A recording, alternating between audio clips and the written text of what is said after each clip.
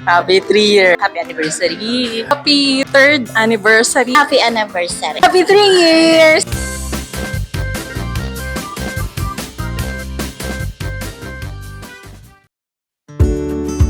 Sa mga nakalipas na mga taon, iba't ibang mga tao at istorya ang ating natunghayan sa M-Club. Iba't ibang kwento ng buhay, kwento ng saya, lungkot, pagpupunyagi at pagtatagumpay. Kaya naman sa aming 3rd year anniversary, samahan niyo kaming pakinggan ang aming mga magigiliw na manonood sa mga aral na kanilang natanggap sa aming mga nakaraang episodes. Pero bago yun, ano ba muna ang M-Club?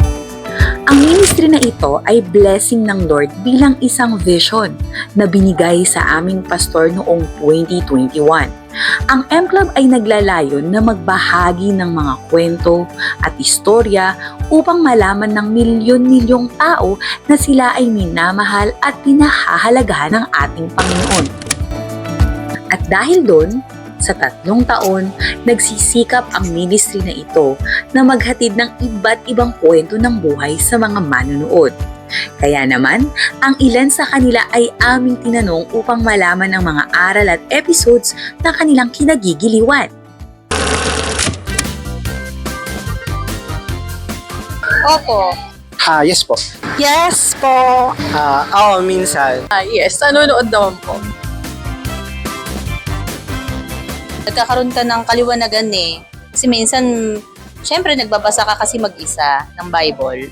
So, iba yung pagkakaunawa mo. Tapos, pag nakapanood ka ng M-Club, parang mali yung pagkaunawa ko sa mga bagay. Nako-correct ka. Yung panonood kasi laki ng tulong nun eh. Kahit short clip lang ninyo, nanonood. Lalo na sa mga buhay natin, informative siya. Lalong-lalo na spiritually. Then, family matters, even businesses, even sa mga movies, sa mga music ngayon. So marami tayong matututunan and everything that's happening into our lives now, it is connected with God.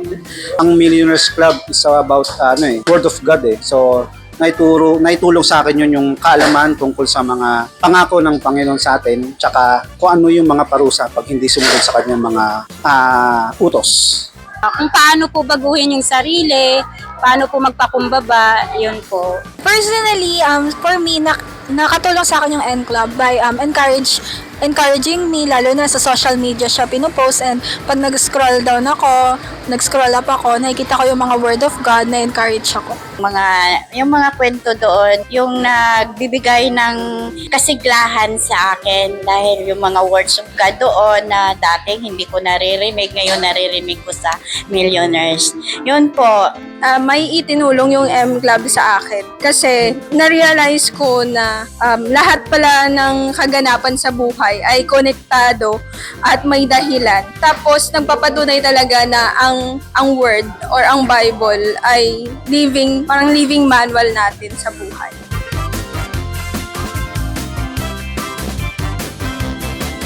Yung episode 65, yung about sa pagod sa school, yung stress and yung mga iba pa natin problem sa school po. Yung nagpipicture ata dun sa Ka-relate ka tungkol sa mga magulang na yung mga anak pinapagalitan. Yung nakaka-relate ako doon kasi yun din ginagawa ko noon sa mga anak ko eh. Actually, madami, pero yung pinakang gusto ko, yung talagang relate ako, yung tungkol sa mag-asawa, yung kahalagahan ng kasal, kasi mapapasa mo yun sa mga anak mo eh. Ang pag-aasawa kasi, hindi yan trial and error na wag muna tayo magpakasal. Try muna natin magsama, baka hindi tayo mag-click. Pag hindi tayo nag-click, ayawan na. Hindi naman po ganun yun, di ba? Pinagsama kayo ng Panginoon. Yung decision na yon, commitment yun. Sa hirap at ginhawa, kahit magkaubusan kayo ng buhok sa For me, yung episode na First Sister and an Outing kasi it's about nagpo-focus tayo sa mga meron yung iba rather than kung ano yung blessing na ibinababa sa atin ng Lord. yung Four Sisters po, yun.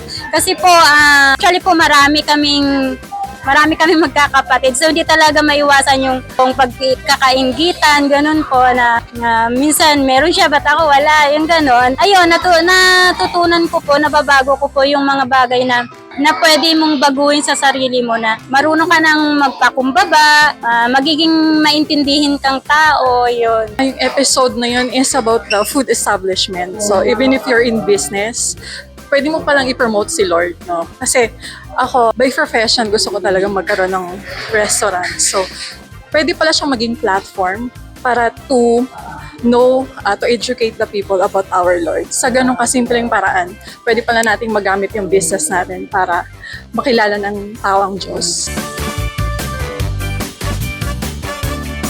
Ano ang maidudulot sa pagsuway sa magulang? Pero para sa akin, yung tungkol sa rapture, madalang kasi siyang pag-usapan. Gahan po nung time po natin, yung pagbibigay po ng time natin sa Lord. Ako para sa akin, wala naman akong specific na request, no?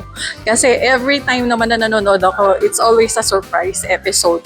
So, something na interesting. So, for me, wala naman. Para sa akin, enough na. Just continue to surprise us every week sa mga new episodes nyo na darating pa.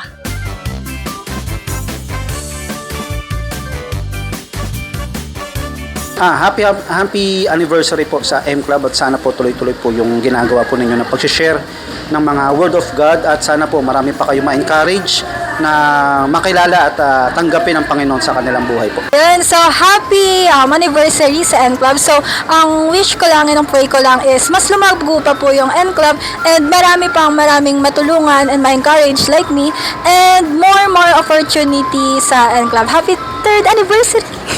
Happy anniversary po. Pagpatuloy nyo yung ginagawa ninyo, marami kayong natutulungan na parang natatouch na lives ng mga tao. Katulad ko, Tuloy nyo lang yung i-share yung mga salita ni Lord doon kasi marami pong aral na pupulutan doon. Patuloy nyo lang po yung content nyo na mga ganyan po kasi marami po kayong natutulungan ng mga tao at nakakatulong po sa amin. More power and God bless po. Happy 3rd anniversary M Club. So lalo na dun sa mga tao behind na nagtatrabaho, thank you for your hard work, your effort, and congratulations, no? And hopefully this coming year, we pray na more and more years to come pa. Congratulations and God bless you all.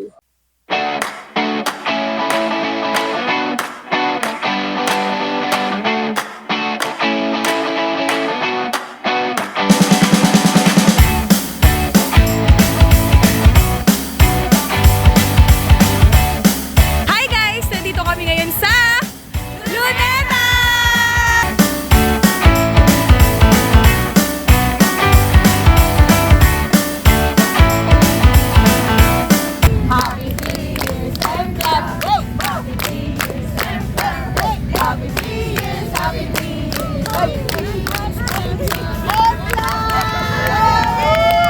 Are you ready, Kim?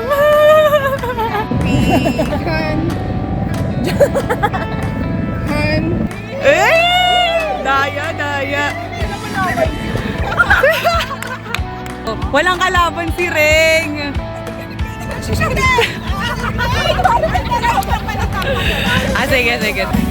Hi muna. Hi Sharina. Hi Ate Madel.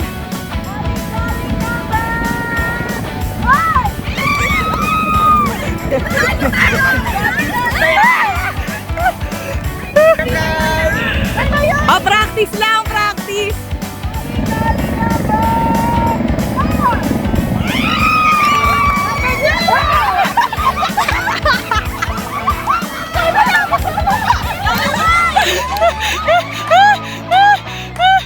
Actually ko alam.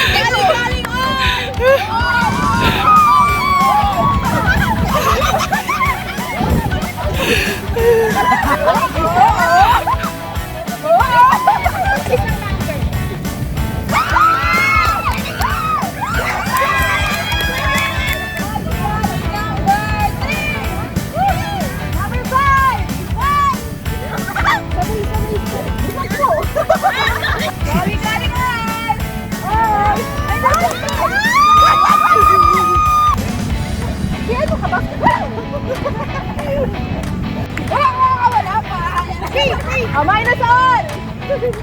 Bigay mo, te!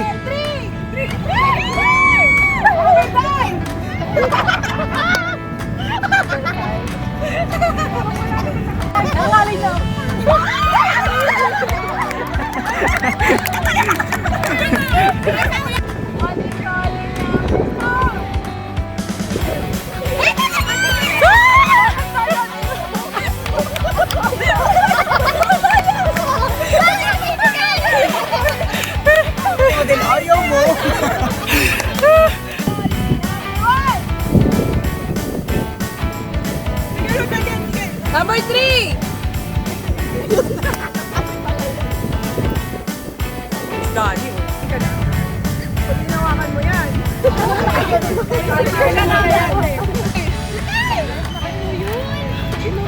Grabe yun, oh. Ready na guys! Bis, ready ka lang. Sige.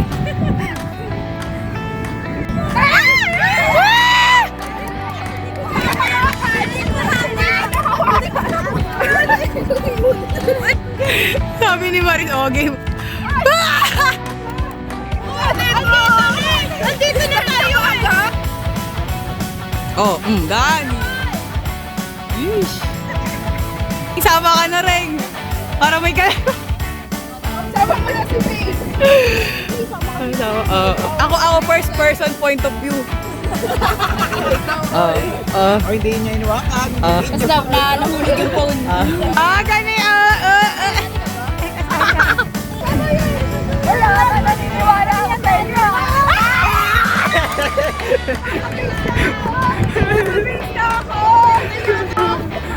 Dito palang kaya na siya! Ayan, sa 3 taon na magkakasama tayo, sino ang gusto mong alisin sa M Club at bakit? Grabe naman. Grabe pang pili. Wala! I nominate. Nominate na lang kita. Bakit daw? Kasi nasa puso na kita. Sa 3 taon na magkakasama tayo, sino ang laging wala sa meeting at meetups? Sino yun? Uy, ako ba yun? Sabi, tapatan mo nga ng camera ko sino. Sabi, nag-try kayo na. I nominate myself. Si Brian. Wala si Brian. Wala dito yun. Ako lang. Hello. Ako yung yung lagi wala ka. Naghanap ako ng sarili ko kaya wala ako na lagi sa Sa 3 taon, sino ang laging magulo kausap at lutang? Ikaw, wala nang usap. Ay, ako to. Ikaw.